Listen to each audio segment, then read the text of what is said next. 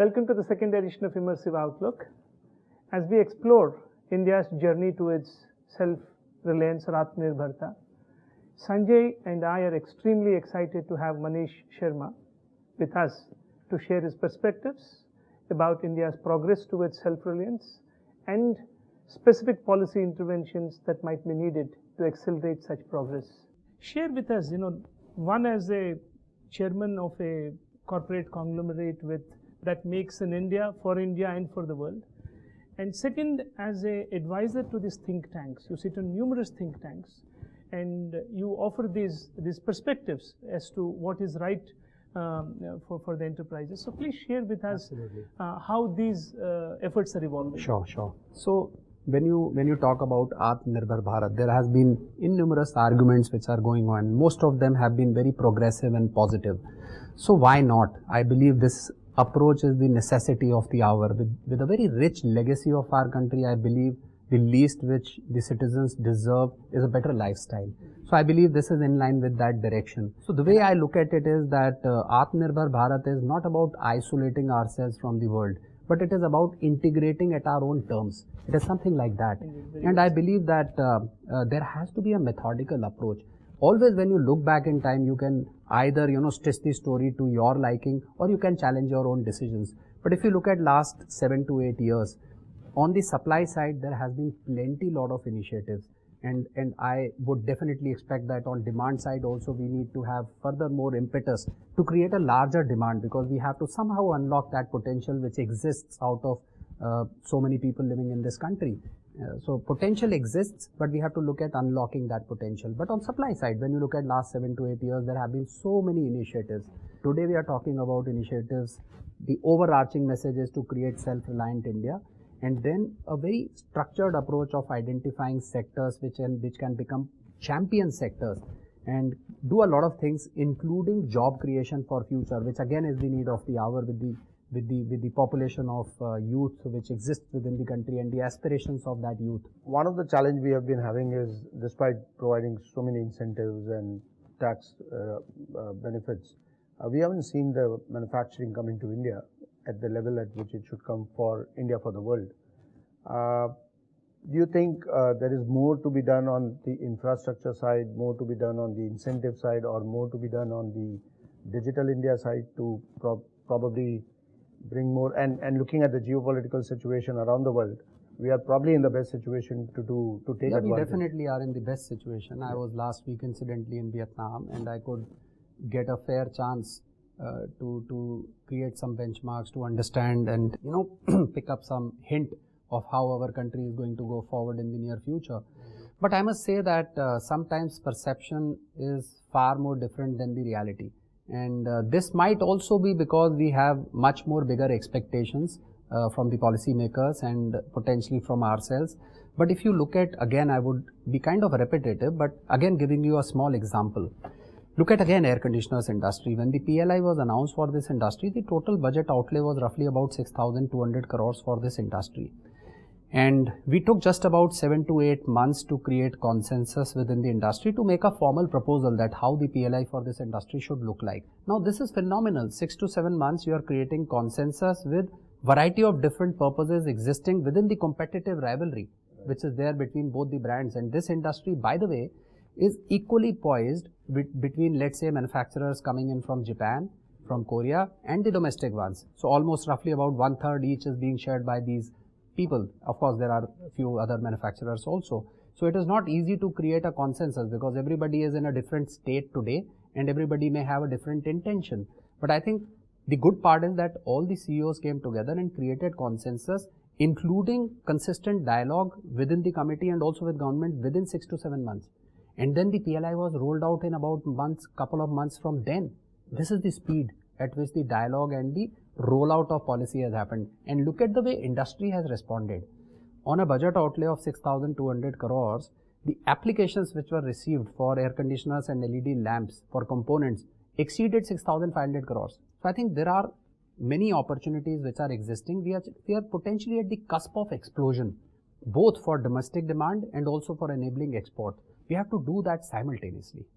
And what would be those 2 or 3 steps which you think? So Logically speaking, the framework on the supply side is very clear that we have to leverage on our biggest strength, which is the demand of the country, and we have to really put money in the hands of people.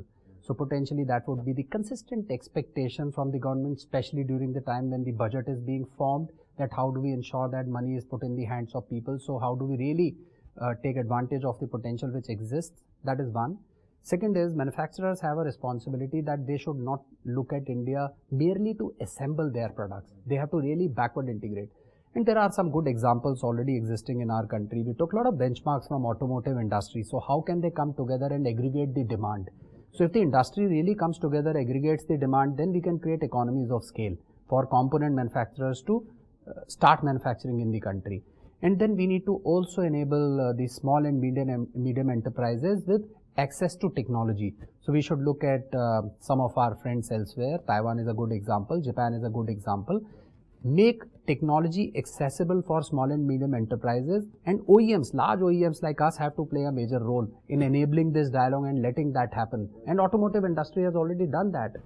And maybe the final one is that while we are doing all this on the supply side, and of course on demand side, we expect that how do we really unlock that potential within the country, we need to parallelly start an outreach to consumption economies, and a lot of deliberation on FTAs is already happening. And parallelly again would be an example of air conditioners industry. Now we are starting an outreach both for the countries where the OEMs come from. So how can we look at reallocation of exports for those global multinationals to be shifted to India somehow? And again, mobile phone is a great example. Can we do that into other industries also? The second outreach has to be at the place of consumption. So can we look at leveraging the FTAs or even the economies which are high on consumption, especially looking towards the West, where India has a strategic logistical advantage compared to, let's say, the Southeast Asian competitors of ours. So that is the kind of approach which we have to take in the time to come. So I think the world is looking at us, and there are many reasons than few for the world to look at us. It goes beyond cost efficiencies. It goes beyond de-risking their supply chains. So I think this is our time, and we should enable those outreaches in a very objective and a phased manner. How do you actually build the next breed of leaders? And what is that personal thing which you do, which is basically mentoring them, and how do you really... In a larger sense, I will say that we are lucky, and simply speaking, you need to have a framework, because you need certain amount of consistency in your approach to build capabilities for the organization. And eventually collective capability results into performance and sustainability for a company. And in our organization, I'm extremely happy to share with you that culture is something which differentiates us from many. And this has happened over a period of long time. And we, being a diversified conglomerate operating out of multiple product divisions, I believe that in the first instance, the necessity is for making everyone within Panasonic, its stakeholders, aware of the purpose for which we exist. And we do a lot of activities to enable that kind of understanding. And in the first and foremost, it is about letting people getting engaged with each other. There are multiple platforms, both horizontally and vertically, which run within the organization. Then second, in line with creation of this so-called culture, we call it Vibrant Panasonic, is that how can we look at taking people beyond engagement. So last few years, we invested a lot of time, and I'm extremely proud to share with you, not necessarily a lot of organization actually in the backdrop of COVID understood the necessity of looking at well-being of its people. But I'm very happy to share with you that we created a framework roughly about 4 to 5 years before of moving beyond engaging people to providing platforms for their well-being. And then our intention beyond 2025 is to start to measure the happiness quotient of the organization. So that's a kind of a structured approach which we are taking. And then you also need to identify that which are the attributes which would define people at Panasonic, not only the employees, but the stakeholders itself. And we have guiding 7 principles which were given by our founder many decades before. And those 7 principles are something like our guiding light. And then in line with this, we have a very methodical approach of identifying the global competencies of people, that what are those competencies which will cut across globally for people at Panasonic. But in my case, simply speaking, I mean, every leader or every individual quite often looks at their own experience. And when I look back last 26, 27 years since I've been a professional myself, I think there are 3 attributes which cut across and I try to propagate in my own small way to people. So the first one is ambition, and at a specific stage, at least in your career, you should have a very clear ambition. What is that which you are shooting at?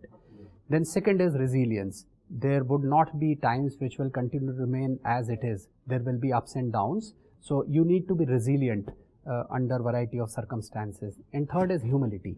So irrespective of whatever situation and position you are, you need to exercise humility across all times. So ambition, resilience and humility. This is what defines people at Panasonic. You work in a setup that consumes a lot of energy, and you have set very aggressive goals for yourself.